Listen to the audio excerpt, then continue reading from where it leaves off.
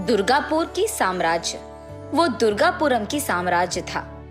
उस साम्राज्य के एकदम बीच में ऊंची पर्वत पे बहुत ही सुंदर महल को स्थापित किया है सिम्हापुरी के वंशकों ने। अब उस साम्राज्य का पालन कर रहा है विजय सिम्हा। महल पे खड़ा होकर देखा जाए तो सारा साम्राज्य दिख जाएगा। इसी वजह से उसको निर्मित किया था पूर्विकों ने। विजय बहुत ही शक्तिशाली था। वो जिस भी साम्राज्य पे दंड यात्रा करे वो साम्राज्य उसका हो जाता था। युद्ध भूमि पे विजय सिम्हा का साहस देखना बहुत भयंकर था। वो उसके साम्राज्य में मौजूद प्रजा की बहुत अच्छी ख्याल रखता था। उस साम्राज्य के चारों ओर विजय सिम्हा की तरह पालन करने वाला कोई भी राजा नहीं था। विजय सिम्हा की कई दंडयात्रों में से एक में 2 राजा उसके सामने हार कर प्राण भिक्षा मांगते हैं। उनमें से एक भरत था और दूसरा नरसिम्हा। तब विजय सिम्हा उन दोनों के प्राण को बख्शकर उसी के साम्राज्य में उन दोनों राजाओं को छोटे पदवों में रखता है। उन दोनों को ये आदेश देता है कि उसके राज्य में जो भी मुसीबतें हैं वो उन तक लाए। कुछ समय तक वो दोनों ठीक थे। उस साम्राज्य में मुसीबतों को देखकर, समझकर, उन्हें जाकर उनके राजा को बताकर उसका परिष्कार निकालते थे। लेकिन कुछ दिन बाद भरत को अहंकार आता है। मैं इस राजा का सेवक बनकर नहीं रह पाऊंगा, ऐसे सोचता है। तब भरत नरसिम्हा के पास जाकर ऐसे कहता है, नरसिम्हा, मुझे इस राजा के पास सेवक की तरह नहीं रहना है। भरत, क्या तुम भूल गए? अगर हम यहाँ से चले गए तो वो हमारा जान ले लेगा। अगर हमें यहाँ से जाना है तो कुछ गलती करना है। राजा को क्रोधित करने वाले काम करना होगा। तो फिर क्या करे भरता, तुम ही बताओ। मुझे एक उपाय सूझा है नरसिम्हा।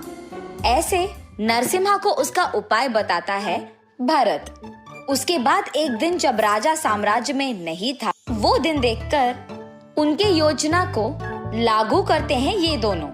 दुर्गापुरम साम्राज्य में आखिर में रहने वाली दुर्गा देवी मंदिर में मौजूद देवी के लिए गहने बनवाने के लिए राजा ने सबके पास पैसे लेने के लिए कहा है। ये बोलकर वो गांव में मौजूद सारे लोगों से पैसे लेते हैं। भरत और नरसिम्हा प्रजा से ये कहते हैं कि वो दोनों खुद इन गहनों को बनवाने के लिए जिम्मेदारी ले रहे हैं। भरत उन गहनों को रागी से बनवाकर उन पे सोने का रंग लगवाता है। देखने में तो वो सच्ची सोने के ही आभरण लगते हैं। भरत तब उन गहनों को दुर्गा देवी के सामने पेश करता है। प्रजा तो यही सोचती है कि वो सब सच है। भरत और नरसिम्हा की योजना ये थी कि वो सारी प्रजा से ये कहे कि उनके राजा ने सोने का गहने बनवाने के लिए पैसे लेकर रागी से गहने बनवाता है। इसी कारण वो ये प्रजा से कहलाना चाहते हैं कि उनकी राजा ने उनको धोखा दिया है। और ये भी कि बहुत पहले से बहुत बार राजा यही करते आए हैं। प्रजा की संपदा का वो मजा ले रहे हैं, ये कहलवाना चाहते हैं। इनके बुरे विचार तो ये थे कि प्रजा में राजा के खिलाफ जहर भरे। एक दिन राजा मंदिर आकर दुर्गा देवी को पहनाए गहनों को देखते हैं। पहली बार में उन्हें पता चलता है कि वो सोने के गहने नहीं हैं। उसके बाद प्रजा में मौजूद कुछ लोगों से राजा को पता चलता है कि क्या हुआ है।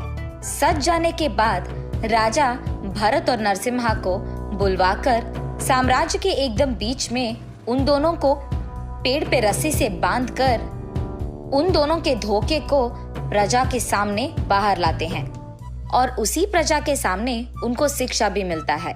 शिक्षा ये थी कि उन दोनों को बहुत मेहनत करके माँ दुर्गा के लिए सच्ची सोने के गहने बनाना होगा। ऐसे बहुत दिन भरत और नरसिम्हा उसी साम्राज्य में बहुत मेहनत करके माँ दुर्गा के लिए अच्छी गहने बनवाते हैं। और क्योंकि विजय सिम्हा दयालु था, वो इन दोनों की पहली गलती को माफ करके वापस उन्हें अपने आस्थान में लेकर हमेशा की तरह उनको साम्राज्य की ख्याल रखने कहता है। लेकिन ये दोनों अपने दिमाग में राजा के खिलाफ जहर भरते हैं कि उन दोनों को प्रजा के सामने पेड़ से बांधकर अपमान किया था। उस अपमान का सहन ना कर पाने के कारण भरत और नरसिम्हा दोनों राजा के कत्ल करने की सोचते हैं।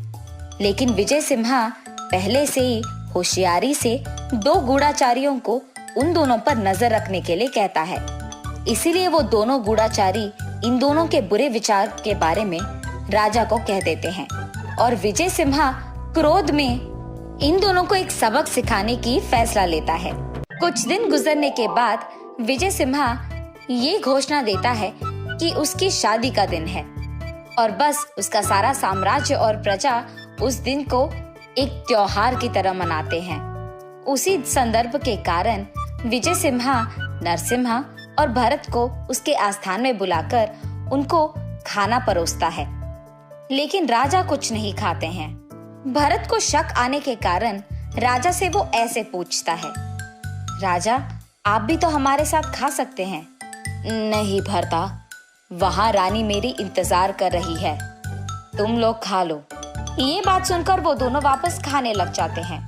विजय सिन्हा उसमें नींद की गोली मिलाते हैं और इसी कारण खाते खाते ही भरत और नरसिम्हा बेहोश हो जाते हैं।